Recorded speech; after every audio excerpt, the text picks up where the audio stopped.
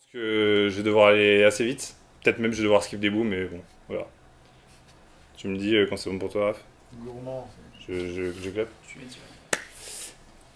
Ok, alors évidemment, mon talk, le titre était un peu pourri, donc on sait pas trop de quoi ça parle. Donc en fait, ce dont je vais vous parler aujourd'hui, c'est la publicité mensongère sur Internet, qui est donc cette fumisterie, avec un petit sommaire, donc une intro pour rigoler, parce que moi j'aime bien rigoler, un petit focus sur les pubs mobiles et pourquoi, qui a laissé faire ça, euh, un petit encart sur les annonceurs et la pub mensongère sur les réseaux sociaux avec qui profite ce crime, et la conclusion, nous reste-t-il un espoir. Donc une intro pour rigoler, je vais vous parler d'Evony. Evony, c'est un petit MMORTS, donc c'est un jeu de construction de ville jouable dans le navigateur, qui est sorti en 2009, qui a connu plusieurs versions aujourd'hui, évidemment c'est un jeu mobile un peu pourri. Le but du jeu, vous ramassez des ressources, vous construisez des forteresses, vous connaissez la classique. Et évidemment pour les développeurs, c'est que vous lâchez des bons gros euros pour que ça aille plus vite, parce que tout est très lent. Donc ça c'est les développeurs. Le bon gros pay to win, donc faut payer pour gagner, on connaît. Donc c'est un clone de civilisation un peu médiocre. Et de prime abord, il ne mérite pas qu'on s'y intéresse. Mais moi je me suis intéressé. Donc pourquoi je vous parle de ce jeu flingué? C'est parce que la campagne marketing autour du jeu, vous allez être comme ça tout le talk, je vous préviens. Ça fait pas mal polémique pour plusieurs raisons, et les raisons que nous allons constater directement. Donc, je vous présente la campagne de publicité, donc ça c'est la première, jusque là tout va bien. Seconde pub, bon, petite épée, petite reine en décolleté, ça, on est dans le thème. Troisième pub, ça commence à parler de Save Your Lovers, bon, pourquoi pas, j'étais pas au courant. Quatrième pub, bon là, joue discrètement dans ton navigateur, mais que fait la dame. Cinquième pub, bon là c'est directement une meuf en sous-vêtements, mais où sont les châteaux. Sixième pub, bon bah voilà, là il n'y a même plus le nom du jeu, d'accord, c'est une vraie pub. Hein. Et septième pub, bon voilà, c'est vraiment une pub pour le jeu, hein. Le nom du jeu est easy. Donc, ouais, grave problème au niveau de cette campagne. En 2011, soit 2 ans après la sortie officielle, Evony comptait 27 millions de comptes. Bon, c'est pas le nombre d'active users. Le taf est passé d'une petite poignée de développeurs à 160 employés, marketing, RH, ce que vous voulez, avec un seul jeu, et ce jeu Evony. Donc l'interview du directeur marketing qui est arrivé en 2010, le mec a sorti... L'idée d'avoir un jeu gratuit dans le navigateur, c'est qu'il faut le mettre en face de la plus grande audience possible et de dire vas-y, essaye. Le message, c'est look at this. Et effectivement, avec des gros bouts dans les encarts, on se doute que le message va sûrement passer. Donc, ce qui nous amène aux pubs pour jeux mobiles et qui a laissé faire ça. Donc, vous n'êtes pas sans savoir qu'aujourd'hui, on est face à une surenchère de publicité qui n'a rien à voir avec le end content. Notamment là, avec cet exemple lors du Super Bowl 51, donc la finale de la saison 2016. Aux États-Unis, c'est un énorme truc, et donc les encarts publicitaires coûtent très cher. Mobile Strike a sorti une pub avec Schwarzy qui est un genre de film. Donc la pub, vous l'avez à gauche, et le jeu, vous avez à droite. Donc les types n'ont aucun problème à présenter ce genre de gameplay, aucune rationalité. Qu'est-ce qui s'est passé? En payant 5 millions de dollars les 30 secondes de airtime, ils sont passés premier des charts App Store et Play Store pendant toute la fin du Super Bowl. Ce qui, on va voir, n'est pas du tout anodin. Pourquoi on fait ça? Donc c'est toujours le même principe. Donc ce qu'on appelle le conversion rate, c'est la personne qui clique, va-t-elle devenir un joueur et va-t-elle devenir quelqu'un qui paye? En gros, ceux qui payent sont très peu, mais ils le payent beaucoup. Donc ils raquent comme des porcs. C'est ce qu'on appelle en anglais des whales, les baleines. C'est ce qu'on appelle un mécanisme prédateur qui prédate donc ces personnes un peu avides de pouvoir dans les jeux à n'importe quel prix. Avant 2015, en fait, on doutait que ce type d'investissement soit rentable, parce que 5 millions, c'est quand même conséquent. Mais Game of War est passé premier des téléchargements de l'App Store lors de la Super Bowl de l'année précédente, avec cette fameuse pub avec Kate Upton, je ne sais pas si vous l'aviez vu, ou Kate Upton, que vous connaissez peut-être ou pas, qui a permis de dépasser Clash of Clans en termes de revenus. Clash of Clans, c'est 1 million de dollars de ad revenus et de in-app par jour. Donc ça, c'est les petits commentaires, bon, ils m'ont fait rigoler. I'm going to try this game because Kate Upton is in this commercial, donc le mec le plus terre-à-terre des États-Unis. Et le dernier qui m'a fait rire aussi, c'est pas accurate de manière historique parce que les femmes mettaient jamais une armure comme ça. Bon, lui il m'a fait rigoler. Donc l'autre tactique bien connue que vous devez certainement connaître si vous allez sur internet, c'est de spammer tout et n'importe quoi pour ratisser le plus large possible. Donc vous l'avez certainement déjà vu avec ces jeux de type Homescape et Gardenscape avec ce mec là. Donc en gros, vous avez des exemples de jeux qui n'existent pas en fait. C'est simple, si vous lancez l'application, vous avez un clone de Candy Crush. Pourquoi ces types-là font de l'advertisement avec un jeu qui finalement n'existe pas? C'est ce qu'on appelle la Game Audience Affinity. Donc c'est grâce à la Game Audience Affinity Mapping qu'on a pu détecter et comprendre la psyché des joueurs pour les ramener, pour ratisser le plus large et pour les ramener sur notre jeu. Donc c'est un mec qui est product manager chez King. King, c'est les mecs qui ont développé Candy Crush. Et qui a fait tout un article qui est super intéressant. Donc là, vous avez une map qui est la Game Audience Affinity Mapping. Donc en gros, les gros cercles, les switchers, c'est les gens qui jouent au jeu type Candy Crush. Vous avez les resource management, les mecs qui gèrent les jeux de gestion. Hidden object, dans ces trucs, trouver un objet dans l'image, machin. Et en fait, le but du jeu, c'est d'appeler à un maximum de ces personnes avec tes pubs pour les ramener sur ton jeu. Et peut-être qu'en fait, ils aiment bien ton jeu. Mais en fait, vu que tu ne sais pas les ramener sur ton jeu en leur présentant des pubs qui représentent du gameplay de ton jeu, tu leur présentes du gameplay qui n'a rien à voir, ils arrivent, ils font c'est pas du tout ça, et après ils font bon, vous j'aime bien. Et ils restent. True story. Non, c'est vrai, c'est true story. Ça, c'est full true story. Comment ça se fait que personne ne finisse en prison? Et en fait, c'est assez décevant. Parce que moi j'étais là, mais pitié quoi, qu'est-ce que ces mensonges?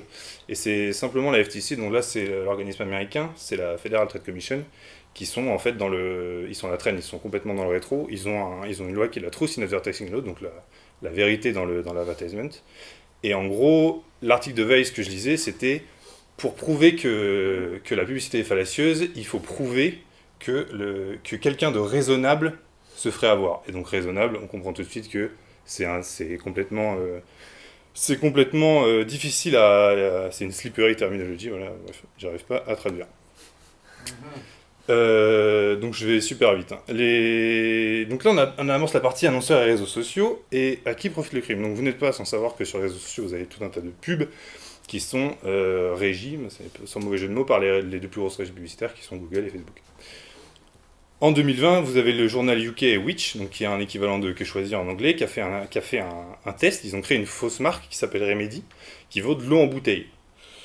Accompagné d'un faux site, enfin d'un vrai site, mais qui vend des faux trucs, qui s'appelle Natural Hydratation, dans lequel ils vendaient des hydropacks. Donc là, vous achetez de l'eau en fait, mais vous l'achetez 200 pounds. Donc en mettant un maximum de... 200 pounds. 200 euros, quoi. Des pounds londoniens. Donc là, on a le petit comparatif de ce qu'ils ont fait sur Google et sur Facebook. Donc, sur Google, pour acheter du pay-per-click, c'est les petits liens que vous avez en haut de votre page Google quand vous faites une recherche, vous avez les liens, ce qu'on appelle les liens sponsorisés. Donc pour avoir votre lien sponsorisé, il vous suffit d'une adresse Gmail, vous payez, bien sûr, Google. Et en un mois, ils ont réussi à avoir 100 000 impressions. Impression, c'est que le lien apparaisse dans votre fil de recherche. Et ils apparaissaient au-dessus du résultat, en cherchant Hydratation Advice, au-dessus du résultat de la National Health Society de Scotland, qui est l'organisme officiel en fait. Et sur Facebook, pour créer une page pro, il suffit d'un compte Facebook. Ils ont réussi à choper 500 likes en une semaine en payant un petit peu. Et à partir du moment où vous avez des gens qui arrivent sur votre page, vous pouvez leur mettre les pubs que vous voulez, même les pubs qui sont sur le papier bannis dans les fils d'actu Facebook, puisque ce ne sont plus des pubs, mais ce sont des publications de votre page. J'ai écrit 2 fois la même chose. Donc, quand ils sont allés voir Facebook et leur ont dit « Vous avez vu ce qu'on a fait, vous trouvez ça normal ?» Facebook leur a répondu « La page que vous avez setup ne viole pas les community standards et ne vend pas de produits, donc il n'y a aucun problème. » Ce qui est complètement faux. Donc là, je parle un peu de la façon dont Facebook peut cibler les annonceurs.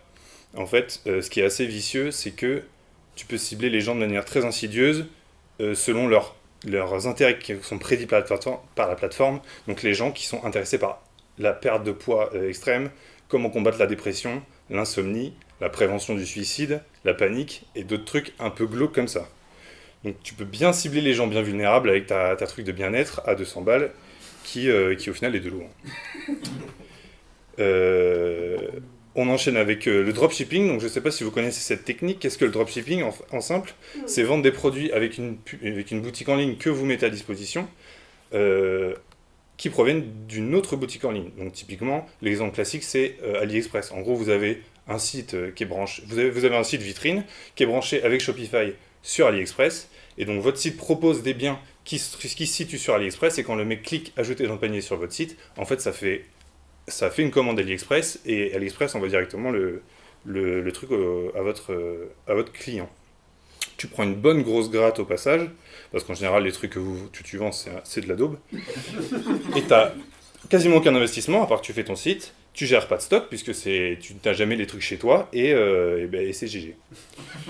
Donc il y a 2 vidéos qui sont extrêmement intéressantes, que je vous recommande, même d'un point de vue entertainment, qui sont hyper... même c'est les 2 chaînes en général qui sont très intéressantes, donc qui sont du Roi des Rats sur le dropshipping, et de Incréatif. Et là du coup, je vais parler un peu de la vidéo de Incréatif, parce qu'elle est vraiment bien faite. Donc en gros, le step by step, comment devenir un arnaqueur en dropshipping sur les réseaux sociaux. Vous allez sur AliExpress, vous tapez un nom de truc un peu luxe, mais en fait qui est un peu pourri. Vous prenez le meilleur compromis, pas cher, mais qui a l'air presque bien, genre cette montre qui en vrai a l'air assez bien, mais qui coûte 60 centimes.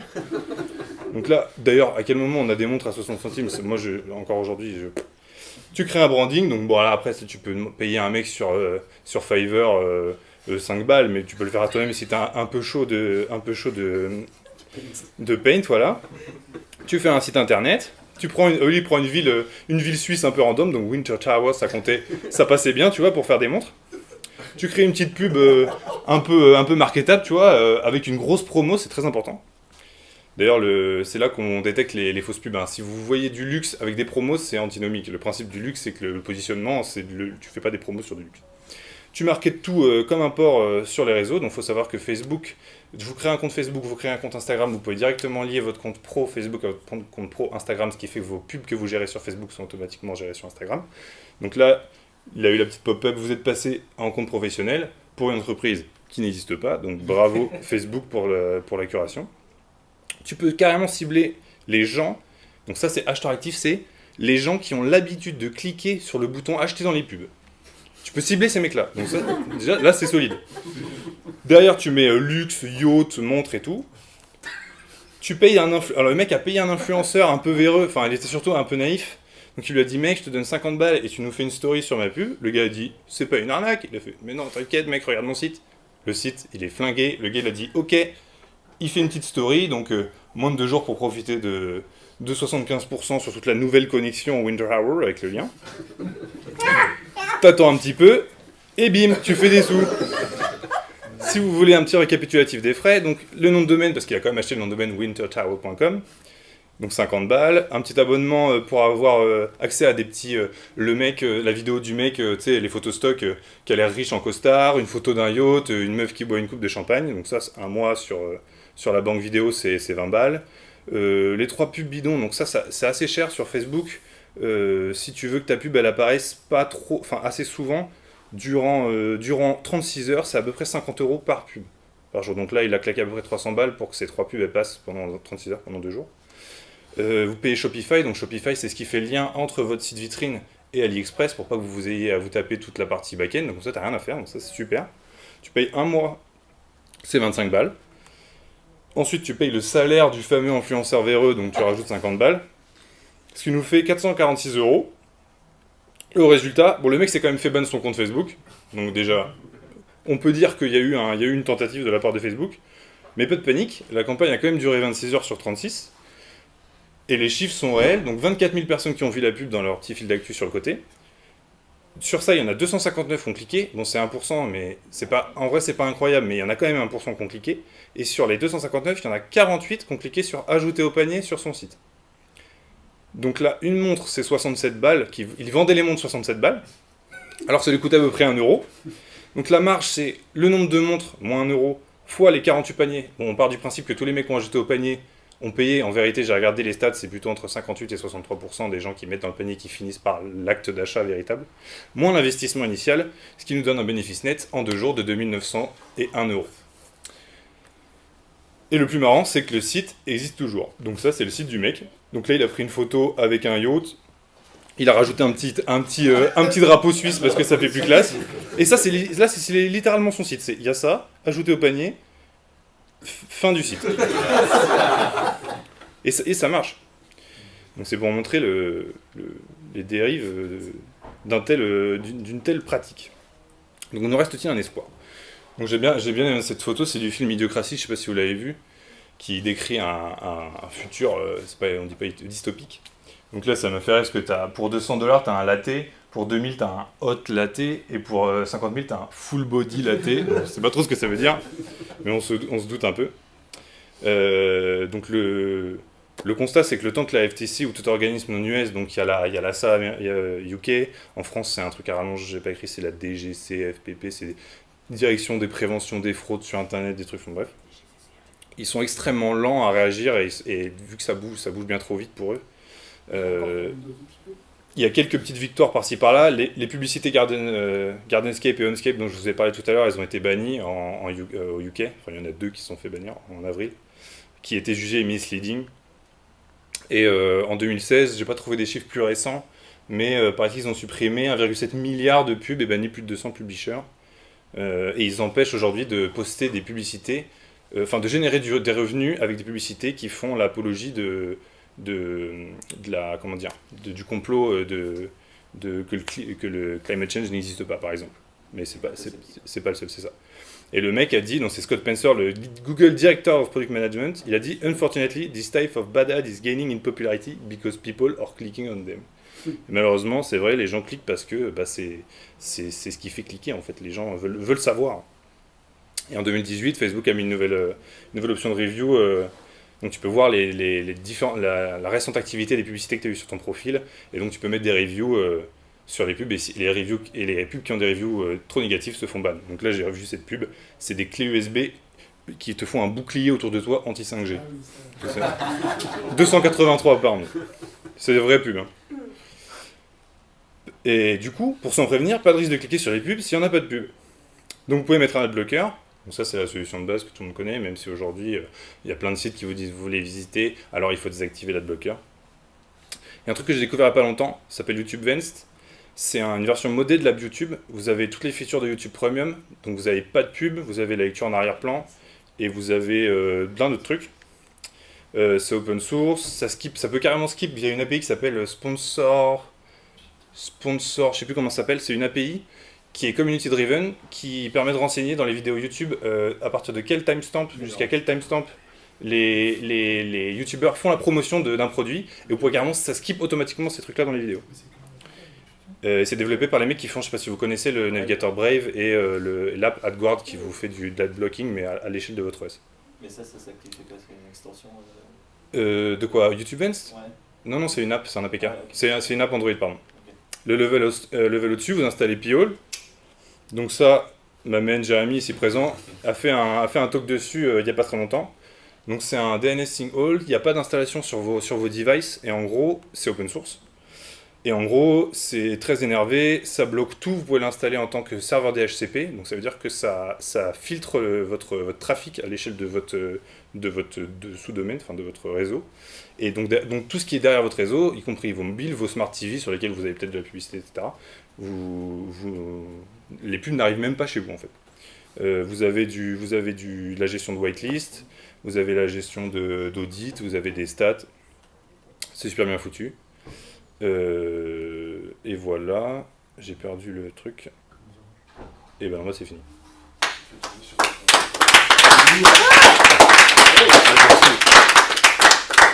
Merci. Une minute, je veux pas que ça s'arrête. Est-ce que vous avez des questions? C'est quand ton spectacle? C'est quand le one man show? Ah ouais, lourd. J'ai dû enlever beaucoup de contenu. Bon, on dirait peut-être pas, mais en fait, je pourrais vous filer si vous voulez les articles, mais c'est trop intéressant et la filouterie ne s'arrête pas là. Enfin, c'est vraiment scandaleux ce qui se fait. Mais franchement, je vous conseille au moins les 2 vidéos là, Le Roi des Rats et Un Créatif, c'est super intéressant. On va faire un talk de 40 minutes maintenant. Allez, j'ai adoré. Ça va vite quand même, Bobby, tu me la referas pour les anciens? Ouais, en fait, je me suis rendu compte après, j'étais un peu... C'est beau, c'était très très sympa. Trop cool. Et ben merci beaucoup. Toujours avec ton style. Ouais. Parfait. Excellent. Excellent. Je viens de m'installer les trucs. On est bon? Sur mon... Faut que je le...